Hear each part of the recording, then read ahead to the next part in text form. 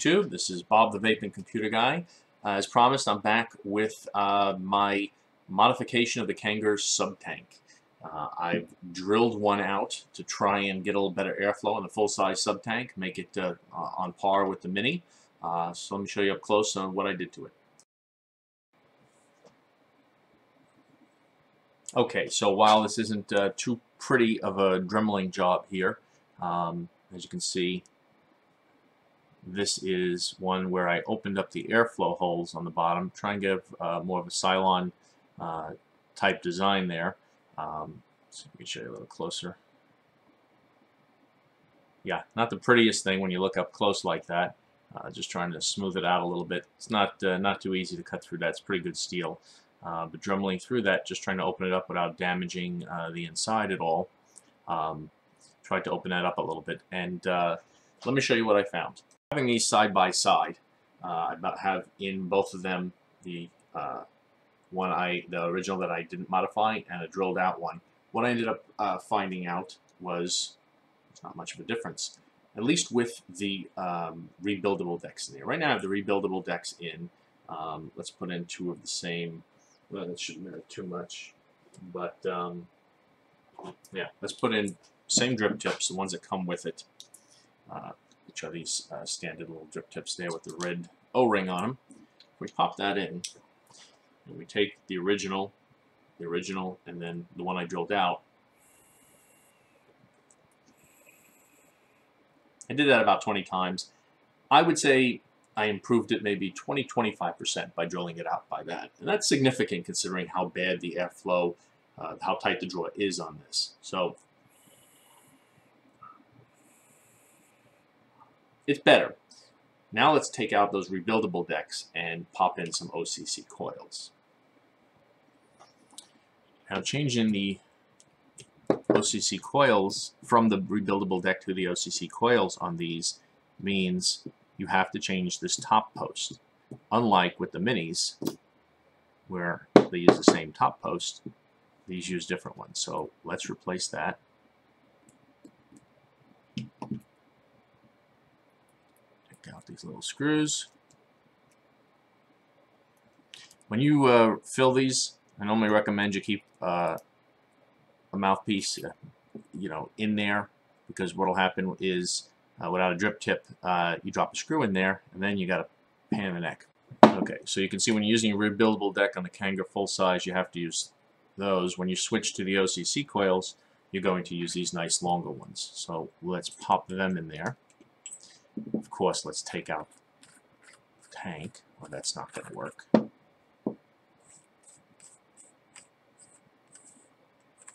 Yes, this has a black O-ring. I changed it on this one because it wasn't working too well. I just happen to have a black one. So pop in this new longer top. Okay, so I've got two of those coils. We're going to pop out that removable deck.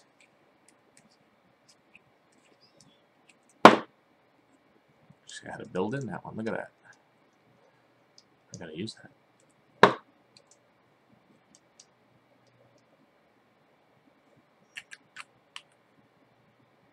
As you can see, it changes shaft length in there.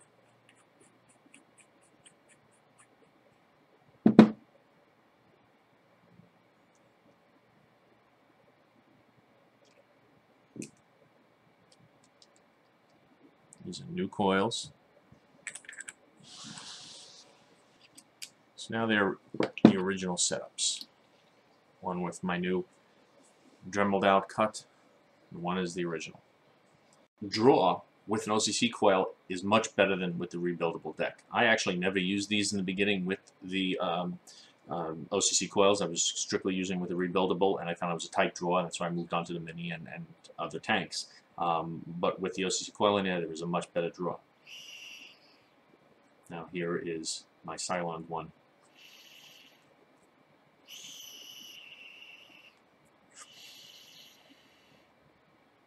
It's still maybe 25% better, but considering how much better the airflow is with a coil as opposed with the rebuildable deck, that 25% makes a big deal.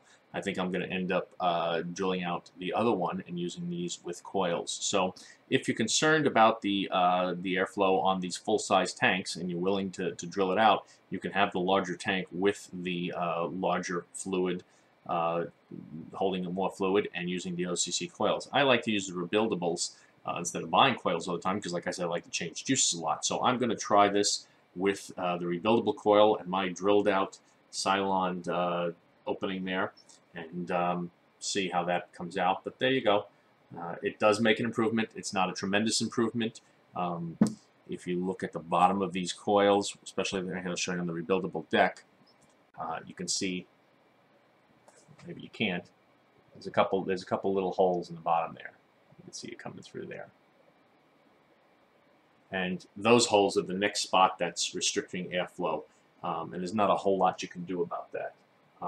Those holes are bigger on the OCC coils.